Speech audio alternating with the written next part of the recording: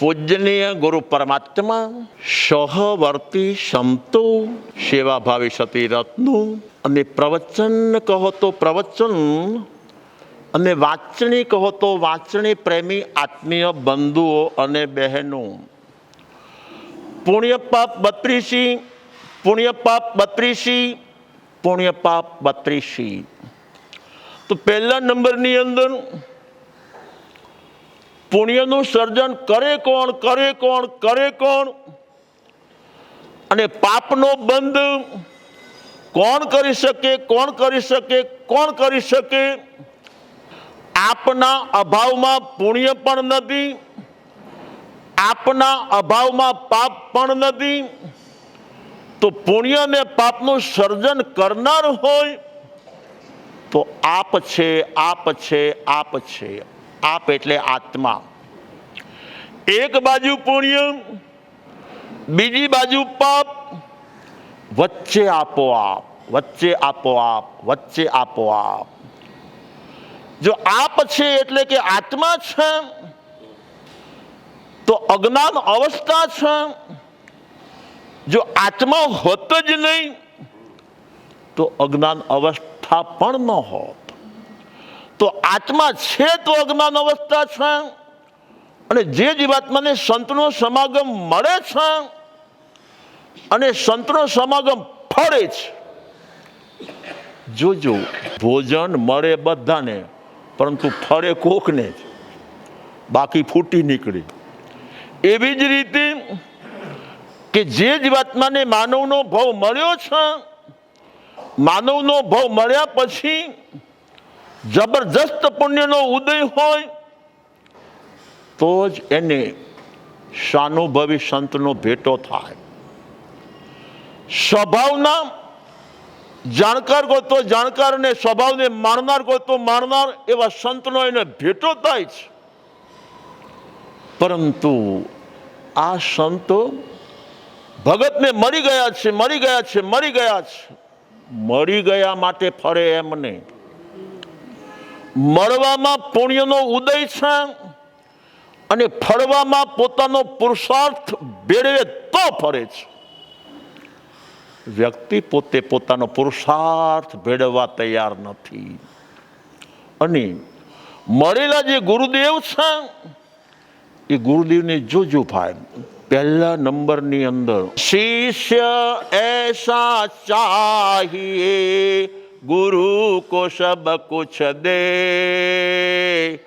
गुरु जी ऐसा चाहिए शिष्य का कुछ नहीं ले, गुरु जी ऐसा चाहिए शिष्य का कुछ नहीं ले.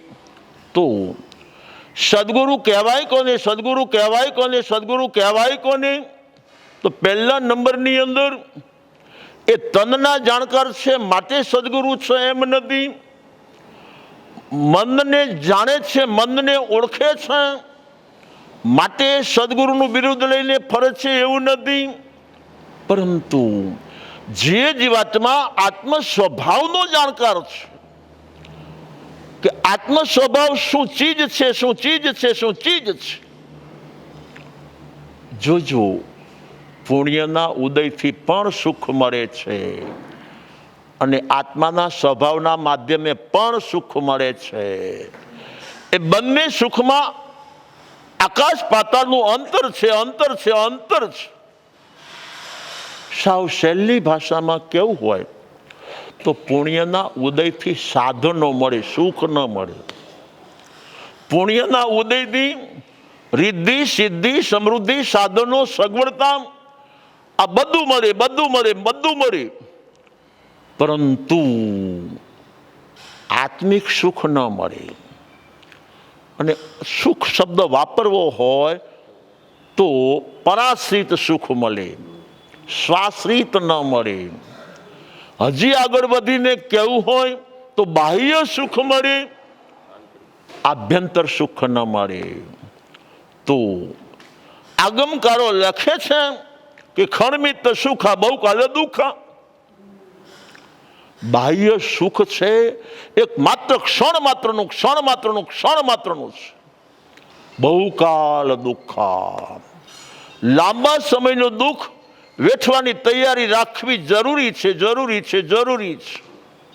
જે જીવાત્મા બાહ્ય સુખને આવકારે છે એને સાંસારિક દુઃખને પણ આવકારી લેવું જરૂરી છે, જરૂરી છે, જરૂરી છે. સુખ થોડું છે, દુઃખ ઘણું છે. સુખ છે થોડું ને દુઃખ છે જાજુ, એવો આ સંસાર. સુખ છે થોડું ને દુઃખ છે જાજુ, એવો આ સંસાર. જીવનમાં જ્યારે ઝાડ લાગે ને, જીવનમાં જ્યારે ઝાડ લાગે ને, અંગે ઉઠે અંગાર. છાંટે જ્યારે શીતળ પાણી, એવા મહાવીરની વાણી. છાંટે જ્યારે શીતળ પાણી, એવી મહાવીરની વાણી, એવી મહાવીરની વાણી. તો જોજો, ભજનની રચના કરનારે રચના કરી છે, બોલનાર બોલે છે, સાંભળનાર સાંભળે છે. સમજનારા બહુ ઓછા હોય છે, બહુ ઓછા હોય છે, બહુ ઓછા હોય છે. પહેલા નંબરની અંદર અધ્યાત્મ દ્રષ્ટિએ બાહ્ય સુખ એ બાહ્ય સુખ છે જ નહીં. એ સુખ નથી, સુખાભાસ છે. આ અધ્યાત્મ દ્રષ્ટિ છે. અને વ્યવહાર દ્રષ્ટિએ સંસારી જીવાત્માને આગમકારોએ બાળ કીધા છે. બાળકને સમજાવવા હોય તો બાળ ભાષા વાપરવી પડે. બાળકોને જો સમજાવવા છે તો ટોચ કક્ષાની ભાષા વાપરો તો બાળ બુદ્ધિવાળો બાળક સમજી નહીં શકે. તો સંસારી જીવાત્મા જે અજ્ઞાની છે, આગમકારો એને બાલ કહીને બોલાવે છે. તો એ બાલ આત્મા બાહ્ય સુખને સુખ માને છે, સુખ માને છે, સુખ માને છે. તો આગમકારોએ પાસે સુખ શબ્દ જ વાપરો. શું કામ? બાળ સાથે વાત કરવી છે. તો ખણમિત્ત સુખા, ખણમિત્ત સુખા, બહુકાલ દુઃખા. તો બાહ્ય જે સુખ છે એ ક્ષણ માત્રનું, ક્ષણ માત્રનું, ક્ષણ માત્રનું છે. એની પાછળનું જે દુઃખ છે અનેક ગણું છે, અનેક ગણું છે, અનેક ગણું છે. તો સુખ બાહ્ય છે એ પુણ્યાધીન છે. પરંતુ આભ્યંતર જે સુખ છે, ચેતન પોતે સુખનો કંદ છે, કંદ છે, કંદ છે. ચેતન પોતે સુખનો સ્વામી છે, સ્વામી છે, સ્વામી છે. પરંતુ બાહ્ય સુખ સંયોગજન્ય હોય અને ચેતનનું સુખ અસંયોગી હોય. ચેતનનું સુખ તાદાત્મ્ય સંબંધે હોય છે અને બાહ્ય સુખ સંયોગ સંબંધે હોય છે. સંયોગનો વિયોગ ગમે ત્યારે થઈ શકે, થઈ શકે, થઈ શકે છે. આજે આ બેને બહુ જ બને છે. આજે આ બેને બહુ બને છે, બહુ બને છે, બહુ બને છે. આના વગર આ રહી ન શકે, આના વગર આ ટકી ન શકે. સમજી ગયા છો? પરંતુ જીવનમાં એકવાર હાનિ ના થાય. સમજી ગયા છો? એક પૂર્વના છેડે, બીજો પશ્ચિમના છેડે. ભાઈ સુખ હતું ને, બેને ઘણું બનતું હતું ને, સુખ હતું ને. તો કહેવું પડે કે પાપનો ઉદય આવ્યો છે તો એક દક્ષિણ બાજુ ફેંકાણો છે ને બીજો પશ્ચિમ બાજુ ફેંકાણો છે. સમજી ગયા છો? હવે એકબીજાનું મોઢું જોવા તૈયાર નથી. તો આ શું છે ભાઈ? તો પુણ્યની સામે પાપ છે ભાઈ. પુણ્યની સામે પાપ છે. એવી રીતે જ્ઞાનની સામે અજ્ઞાન છે. સમજી ગયા છો? જ્યાં સુધી આ જીવાત્મા અજ્ઞાની છે, અજ્ઞાની છે, અજ્ઞાની છે, પોતે પોતાના સ્વભાવનો જાણકાર એને જ્ઞાની કહેવાય છે. અને જે જીવાત્મા માત્ર ને માત્ર પોતે પોતાને જાણ્યા વગર અન્યને જાણે છે, અન્યને જાણે છે, અન્યને જાણે છે, એ જીવાત્મા જ્ઞાની નથી, અજ્ઞાની છે. અનન્યને જાણ્યા પહેલા જે જીવાત્મા અન્ય એક ચીજને જાણવા જાય કે અનંત ચીજને જાણવા જાય, આગમકારો લખે છે જબ જાણ્યો નિજ રૂપ કો સબ જાણ્યો સબ લોક. એકમાં અનંતું જણાઈ ગયું છે. પરંતુ જે જીવાત્મા એકને છોડીને અનેકને પકડવા જાય છે, અનેકને પકડવા જાય છે, અનેકને પકડવા જાય છે, અનેકને પકડવા જાય એનો એક છૂટી જાય છે.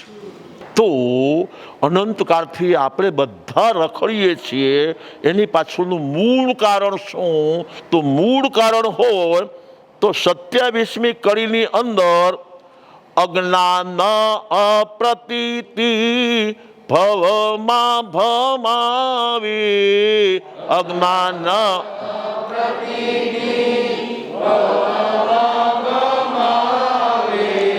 ઉદય ને ઉપયોગની જોડી તો જલાવે.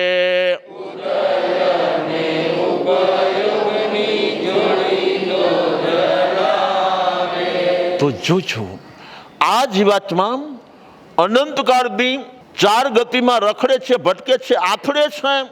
એની પાછળનું મૂળ કારણ શું છે? મૂળ કારણ શું છે? મૂળ કારણ શું છે?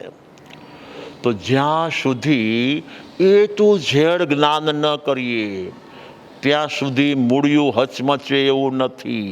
જ્યારે મારે ને મારા સહવર્તીને બોલવાનું થયું છે, બોલવાનું થયું છે, બોલવાનું થયું છે. બોલવાનું સવડું હોઈ શકે, બોલવાનું અવળું હોઈ શકે છે, બોલવાનું સારું પણ હોઈ શકે છે, બોલવાનું ખારું પણ હોઈ શકે છે, બોલવાનું મીઠું હોય ને માઠું હોય. સમજી ગયા છો? તો મારે એ કહેવું છે, આ બે વચ્ચે માઠું બોલવાનું થયું કેમ? થયું કેમ? થયું કેમ? એ કારણ તો હશે ભાઈ. કારણ વગર કોઈ કાર્ય બનતું નથી. આને માઠું બોલવાનું ન બન્યું અને આને માઠું બોલવાનું બન્યું છે. તો આની પાછળનું કારણ શું છે? કારણ શું છે? કારણ શું છે? કારણ તપાસવામાં ન આવે ત્યાં સુધી કોઈ પણ કાર્યમાં સફળતા મળતી નથી. માઠું બોલવાનું થયું છે તો પહેલો વિચાર માઠો, વિચાર વગર ઉચ્ચાર નથી. વિચાર માઠો ઉત્પન્ન થયો, માઠો ઉત્પન્ન થયો, માઠો ઉત્પન્ન થયો, પરંતુ એક વારના બદલે અનેક વાર માઠો ઉત્પન્ન થયો અને હવે વેણ એક વાર માઠું નીકળશે. સમજી ગયા છો? તો વિચાર અનેક વાર બગડ્યા ત્યારે વેણ એક વાર બગડ્યું છે. તો વિચાર અનેક વાર કેમ બગડ્યા? કેમ બગડ્યા? કેમ બગડ્યા? એ સારો હતો માટે બગડ્યા છે? એ ખારા થઈ ગયા માટે બગડ્યા છે? ના, આ જીવાત્માની દ્રષ્ટિ બદલાઈ જાય છે, આખી દુનિયા બદલાઈ જાય છે. સામેલો સારો ખારો નથી હોતો, સામેલો સારો ખારો નથી હોતો, સામેલો જે હોય તે જ હોય છે. સામેલાને આપણે સારાય નથી કહેવાય, સામેલાને આપણે ખારાય નથી કહેવાય. અને દ્રષ્ટાંત જોતા હોય તો જોઈ લો. પરમાત્મા મહાવીર સ્વામી છદ્મસ્ત અવસ્થામાં, સાધુ અવસ્થામાં વિચરે છે. હવે એને સારા કહેવા છે કે ખારા કહેવા છે? સારા કહેવા છે કે ખારા કહેવા છે? સારા કહેવા છે ખારા કહેવા છે? જ્યાં પરમાત્મા મહાવીર સ્વામીનું નામ આવ્યું કે પરમાત્મા મહાવીર સ્વામી છદ્મસ્ત અવસ્થામાં સારા છે, સારા છે, સારા છે, પણ ગોશાલકને લાવો. સમજી ગયા છો ભાઈ? તો દોષ કોનો છે ભાઈ? પહેલો દોષ કોનો છે? દ્રષ્ટિનો દોષ છે. મારે વાત એ કરવી છે. સમજી ગયા છો? જ્યાં દ્રષ્ટિનો દોષ ઉત્પન્ન થયો છે તો મહાવીર દેખાવા મુશ્કેલ છે. ગોશાલકને મહાવીર દેખાય. તો આપણા ઘરની અંદર પણ જોજો, આપણા ઘરની અંદર જેટલા સભ્યો છે એના સ્ટેજ પ્રમાણે જે છે તે છે, પોતપોતાના સ્ટેજ પ્રમાણે જે છે તે છે. પરંતુ છેલ્લા કેટલાક વર્ષોથી આ મને સારા લાગતા હતા અને આજે મને ખારા લાગે છે, ખારા લાગે છે, ખારા લાગે છે. સમજી ગયા છે? પકડાઈ ગયું? દ્રષ્ટિ બદલાય, દુનિયા બદલાઈ જાય છે. જ્યાં દ્રષ્ટિ બદલાણી છે આખું ઉદય બદલાઈ ગયું છે. દ્રષ્ટિના રંગે બાંધેલા જે કર્મ છે એ ઉદયમાં આવે તો એને રંગ દ્રષ્ટિનો લાગી જાય. સમજી ગયા છે ભાઈ? તો ઉદય નબળો છે, નબળો છે, નબળો છે. આ ભગત રોજ હારે રહે છે, રોજ કીધું કરે છે, રોજ સેવા એટલી કરે છે, છતાં આજે ખારા દેખાય છે, ખારા દેખાય છે, ખારા દેખાય છે. તો મારે એ કહેવું છે, દ્રષ્ટિના રંગે ઉદય રંગાઈ ગયો અને ઉદય ઉત્પન્ન થયો. તો જોજો ભાઈ, જેવો ઉદય ઉત્પન્ન થયો છે અને આ જીવાત્માનો ઉપયોગ જબરામાં જલ્દી ન ભરે, નબળામાં જલ્દી ભરે. જોજો, સજ્જન તરફ આપણો ઉપયોગ ઝડપી આકર્ષાશે નહીં, પરંતુ આ દુર્જન છે, આ સવડો છે, એના તરફ ઉપયોગ જલ્દી લંબાશે નહીં, પરંતુ આ અવળો છે એક સમજી ગયા, દ્રષ્ટિમાં આવી ગયું તો આપણો ઉપયોગ સમજ. એ બાજુ મારે એ કહેવું છે, આ ઉપયોગની માગ છે ભાઈ, ઉપયોગની માગ સવડા કરતા અવડાની વધુ છે. તો માજી એ બાજુ ઢળે છે, એ બાજુ ઢળે છે, એ બાજુ ઢળે છે. તો હવે મારે વાત કરવી છે, ઉદય જેવો આવ્યો, ઉપયોગે ઉદયને પકડી લીધો અને એક બેક થઈ ગયા. ઉદય અને ઉપયોગ સમજી ગયા છે ભાઈ, આવો છે, આવો છે, આવો છે. હવે ઘૂલન ઘૂંટણ કયું રે મને બતાવો. સમજી ગયા. તો એમાં કઈ પરિવર્તન આવી ગયું છે? પરિવર્તન ક્યાં આવ્યું છે? પોતાનામાં.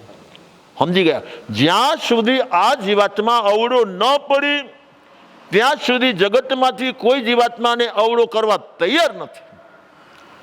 સવડાય પોતે થવાનો છે, અવળાય પોતે જ ઉત્પન્ન થાય છે. તો હવે જે ઉદય ઉત્પન્ન થયો છે, ઉપયોગ એમાં ભરી ગયો છે અને વિચાર યોગ ને વચન યોગ બહાર આવી ગયો છે. હવે બહાર આવી ગયા પછી જોજો, જ્યાં સુધી વિચારમાં આ નબળા હતા, નબળા હતા, નબળા હતા, તો ત્યાં સુધી મારો એકનું જ અહિત. સમજે, વિચાર નબળા કરનારનું એકનું જ અહિત. પરંતુ એ પ્રમાણે વચન બહાર આવી ગયું, વચન બહાર આવી ગયું. તો હવે સમજી ગયા છો, એને પણ ઉશ્કેરાટ આવી ગયો, વચન સાંભળીને એને પણ ઉશ્કેરાટ આવી ગયો, આવેશ આવી ગયો, ઉગ્રતામાં આવી ગયા. તો એનું પણ સમજી ગયા છે. આ દરેક ચીજ જોવા જેવી હોય છે. તો હવે મારે વાત એ કરવી છે, જે વચન નબળું બહાર આવી ગયું છે એના કારણે આનું એકનું જ બગડ્યું કે એના જેટલા અનુકૂળ સહવર્તીઓ હોય, સમજી ગયા છો ભાઈ, એ બધાને માનસિક વેદન થશે. કોને વેદન કરાવ્યું? આના એક વચને અનેકને માથું વેદન કરાવ્યું છે, વેદન કરાવ્યું છે, વેદન કરાવ્યું છે. એની પ્રત્યે લાગણી ધરાવનારા હોય છે, બધા લાગણી ધરાવનારા અહીં જ હોય છે એવું નથી હોતું. તો મારે એ કહેવું છે, માથું વચન બોલતા પહેલા બહુ ધ્યાન રાખવું જોઈએ, બહુ ધ્યાન રાખવું જોઈએ, બહુ ધ્યાન રાખવું જોઈએ. તો હવે વાત કરવી છે વચન યોગ. વચન યોગ નબળો તો પાપ બંધ લાવશે ભાઈ. વચન યોગ નબળો છે તો વિચાર યોગ નબળો હતો, પાપનો બંધ આને થયો. વચન યોગ નબળો નીકળ્યો, પાપનો બંધ આને થયો અને એના કારણે અનેકના પરિણામ બગડી ગયા. તો પાપ બંધ એ લોકોને થયા, પરંતુ કરાવવાનું પાપ પાછું આને છે, કરવાનું પાપ એને છે, કરાવવાનું પાપ આને છે. હજી આગળ જોવામાં આવે તો આ ચીજ ક્યાં અટકે છે, ક્યાં અટકે છે, ક્યાં અટકે છે? આ ચીજ અટકવા વાળી નથી. અટકે ક્યારે? પોતે સંસારમાં જ્યાં સુધી લટકતો હોય ત્યાં સુધી આ ચીજ અટકવી મુશ્કેલ છે, મુશ્કેલ છે, મુશ્કેલ છે. તો હવે ઠીક આપણે વિચાર યોગ સુધી પહોંચી ગયા, ઉચ્ચાર યોગ સુધી પહોંચી ગયા. હવે એના માટેનો આચાર જોઈ લો.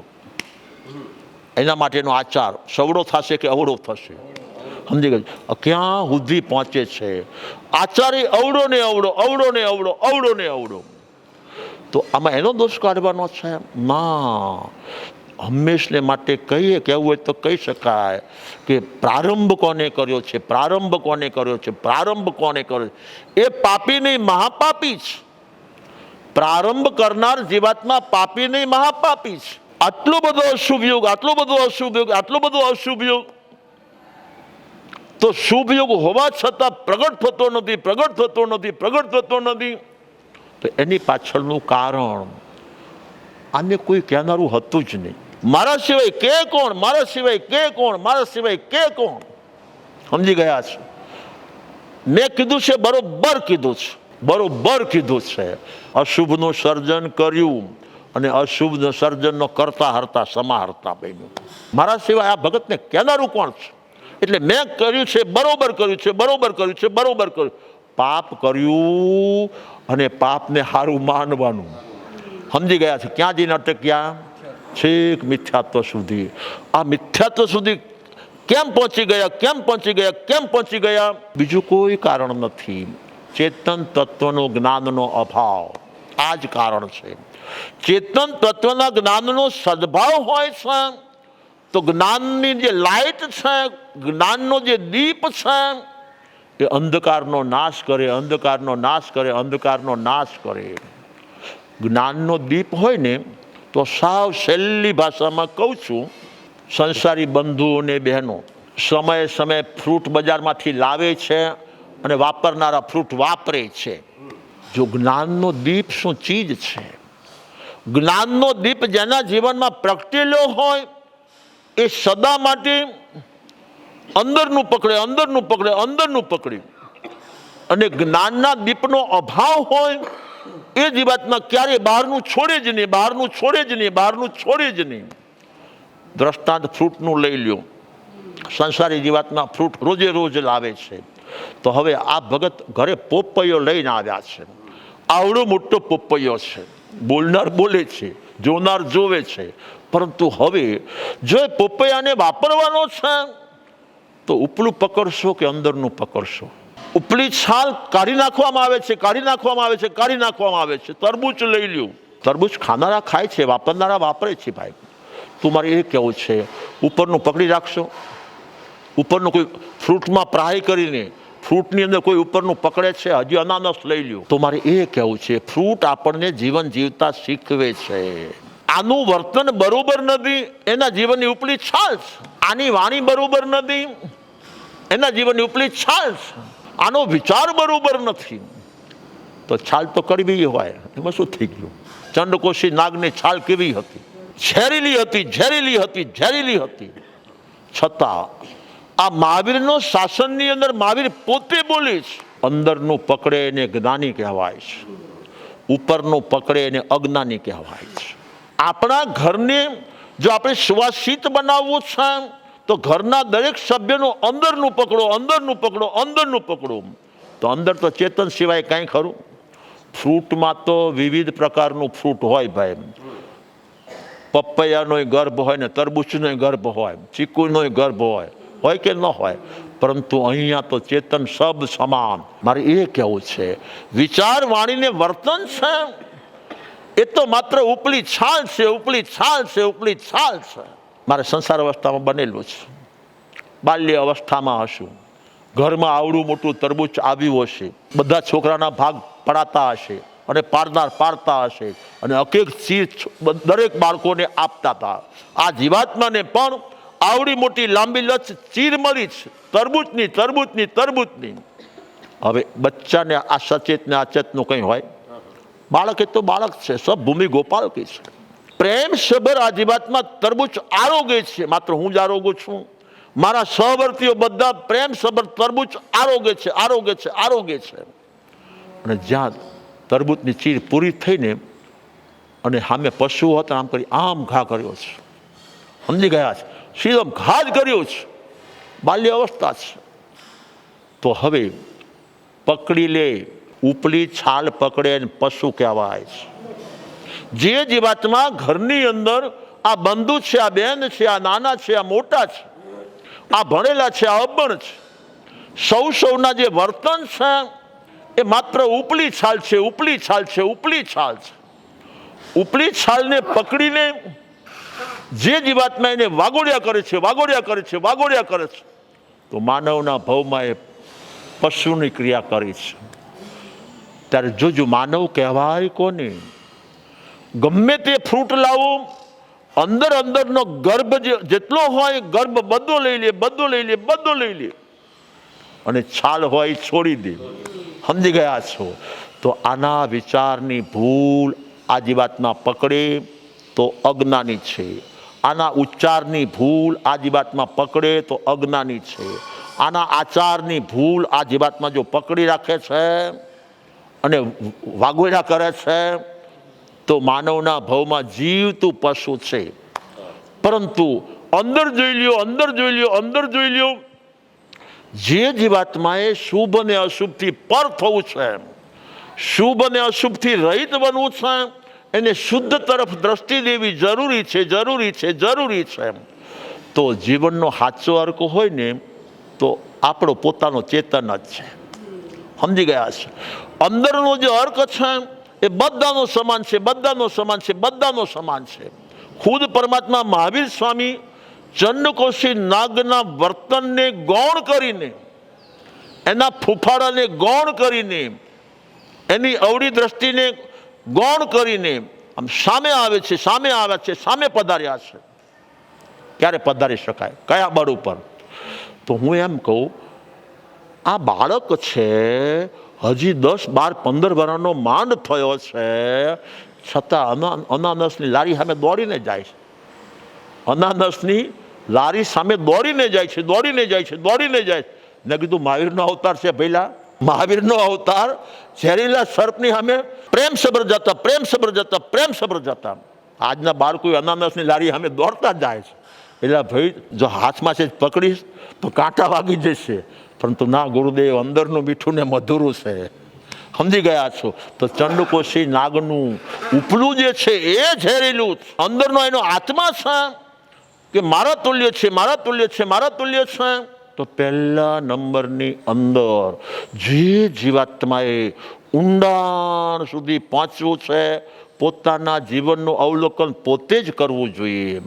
કે પહેલા નંબરનો ઉદય છે, ઉદયની અંદર ઉપયોગ ભળ્યો છે તો કસાય ઉત્પન્ન થયા છે, કસાય થયા છે તો એકબીજા વિખૂટા થયા છે.